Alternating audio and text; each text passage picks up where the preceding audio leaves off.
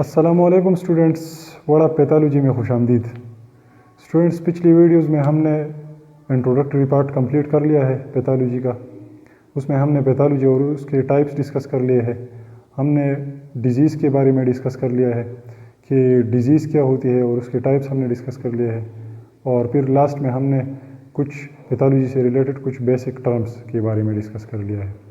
Students, अगर आप उन वीडियोज़ को देखना चाहते हैं तो लिंक हमारे डिस्क्रिप्शन बॉक्स में मौजूद है, आप वहाँ से देख सकते हैं, या आप हमारे चैनल कोर ऑफ पैथोलॉजी को सर्च करके भी देख सकते हैं। स्टूडेंट्स, नेक्स्ट हमारा चैप्टर है cell injury and adaptation. Students, इसमें हम यही सारे टॉपिक्स कवर करेंगे। नॉर्मल सेल के बारे में पढ़ेंगे, cellular adaptation, cell injury, causes of cell injury, फिर मैकेनिज्म ऑफ सेल इंजरी, और लास्ट में सेल डेथ, जिसमें नेक्रोसिस और एपोप्टोसिस आते हैं। स्टूडेंट्स, आज का हमारा टॉपिक है overview of cellular responses to stress. कि जो स्ट्रेस होता है, स्ट्रेस आ जाता है, तो स्ट्रेस के अगेंस्ट हमारे सेल्स कैसे रिस्पॉन्स करते हैं, ये आज का हमारा टॉपिक है। हम जनरली देखेंगे,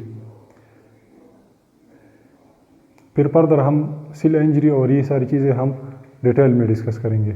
तो चलिए स्टूडेंट्स, स्टार्ट करते हैं। स्टूडेंट्स, सबसे पहले normal cell. Normal cell students एक होमोस्टैटिक कंडीशन में होता है।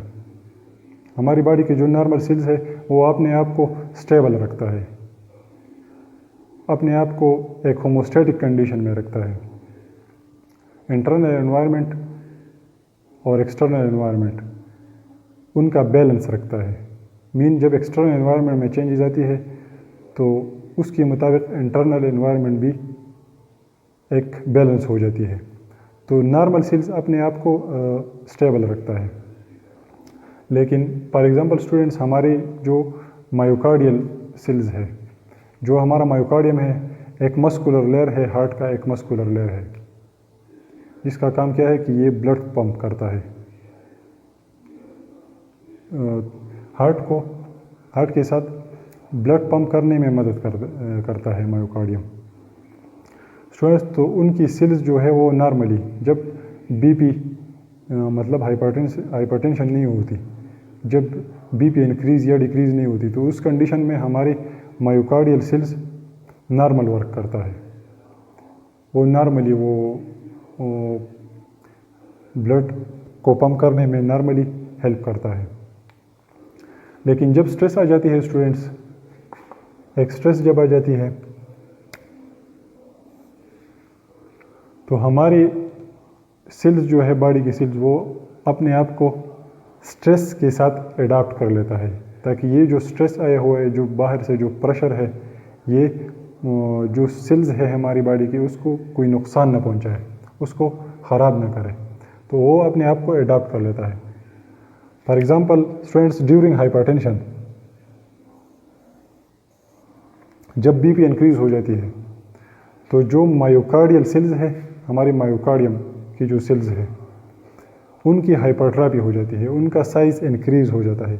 वो ब्लड प्रेशर के साथ अपने आप को अडाप्ट कर लेता है, ताकि जो ये बीपी इंक्रीज हो गया है ये कोई नुकसान ना पहुंचाए हार्ट को, या जो मायोकार्डियम है उसको कोई नुकसान ना पहुंचाए। तो उनकी जब साइज़ बढ़ जाती है तो कॉन्ट्रैक्टिलिटी इंक्रीज़ हो जाती है, कॉन्ट्रैक्टाइल फोर्स इंक्रीज़ हो जाता है, तो फिर वो प्रेशर फोर्स ज़्यादा लगाता है, प्रेशर ब्लड को पंप करने में फोर्स ज़्यादा होता है फिर। तो तो ये सेल्स जो है मायोकार्डियम के, ये अपने आप को अडाप्ट कर लेता है। एडाप्टेशन मीन कि सेल्स अपने आप को अडाप्ट कर लेता है स्ट्रेस के साथ। स्टूडेंट्स, पहले जो होमोस्टेसिस, नॉर्मल सेल की एक अपनी होमोस्टेटिक कंडीशन थी, उसने अपने आप को एक स्टेबल रखा हुआ था। लेकिन जब स्ट्रेस आ गया तो एक नया होमोस्टेटिक कंडीशन अटेन हो गया। ये अपने आप को एक अल्टर्ड स्टेडी स्टेट में ले जाता है। अल्टर्ड स्टेडी स्टेट मीन पहले इनका एक जब नॉर्मल सेल था तो उसका अपना एक स्टेडी स्टेट था, लेकिन जब ये स्ट्रेस आ जाता है तो इसकी तो एक नया होमोस्टैटिक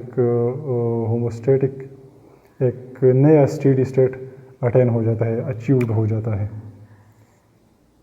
क्योंकि अब फॉर एग्ज़ाम्पल जो बीपी इंक्रीज़ हो गया है तो ज़ाहिर बात है ये अभी इनकी कॉन्ट्रैक्टाइल फोर्स इंक्रीज़ होगी, ये अपने आप को ये एक नया होमोस्टैटिक कंडीशन अटेन करेगा, क्योंकि उसके लिए फिर ज़्यादा फोर्स चाहिए होता है, ज़्यादा फोर्स लगाना पड़ता है, क्योंकि प्रेशर बीपी इंक्रीज़ हो गया है। तो उसके साथ ये अपने आप को एडॉप्ट कर लेता है और एक नया अल्टर्ड स्टेडी स्टेट अचीव कर लेता है।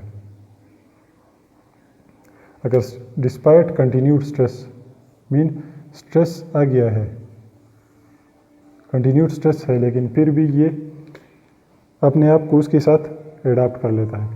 स्टूडेंट्स, फर्दर एडाप्टेशन की भी एक लिमिट होती है, एडाप्टेशन भी एक हद तक होती है, एक हद के बाद, एक लिमिट के बाद फिर एडाप्टेशन नहीं होती, फिर सेल इंजर्ड हो जाता है, सेल इंजरी हो जाती है। और स्टूडेंट्स, सेल इंजरी डायरेक्ट भी हो सकती है, एक तो स्ट्रेस के साथ अपने आप को एडाप्ट कर सकता है, लेकिन ऐसा स्टिमुलस आ गया या ऐसा स्ट्रेस आ गया कि सेल एडाप्टेशन नहीं कर सकता, सेल की फिर डायरेक्ट इंजरी हो जाती है, सेल डायरेक्ट इंजर्ड हो जाता है। ठीक है स्टूडेंट्स, यहाँ पर जो एडाप्टेशन है इसकी लिमिट होती है, एक लिमिट के बाद फिर सेल इंजरी हो जाती है। फॉर एग्जांपल जो मायोकार्डियम का एग्जांपल मैंने आपको दे दिया कि अगर जो हमारा मायोकार्डियम है उनको ब्लड सप्लाई पूरी नहीं मिल रही, जो कोरोनरी आर्टरी है जो मायोकार्डियम को ब्लड देता है उनमें कोई ब्लॉकेज आ गया है, तो फिर ब्लड सप्लाई नहीं मिल रही, या पूरा ब्लॉकेज आ गया है या कंप्लीट अक्लूड हो गया है या इनकम्प्लीट, दोनों कंडीशन में सेल इंजरी होगी। लेकिन अगर कंप्लीट अक्लूड हो गया है मीन कि ब्लड सप्लाई बिल्कुल मिल ही नहीं रही, तो उस कंडीशन में सेल ये इरिवर्सिबल इंजरी हो जाती है। मीन कि ब्लड सप्लाई बिल्कुल नहीं मिल रही तो सेल फिर नॉर्मल नहीं हो सकता।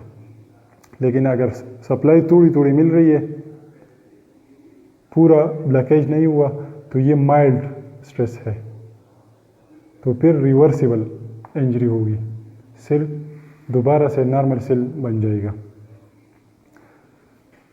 और इस कंडीशन में स्टूडेंट्स, जब इरिवर्सिबल इंजरी होगी इस कंडीशन में सेल की डेथ हो जाएगी, क्योंकि सेल को बिल्कुल ब्लड सप्लाई मिल ही नहीं रही, सेल को जो न्यूट्रिएंट्स चाहिए, जो चीज़ें सेल को चाहिए जिंदा होने के लिए वो नहीं मिल रही, तो ज़ाहिर बात है कि सेल की फिर डेथ हो जाएगी।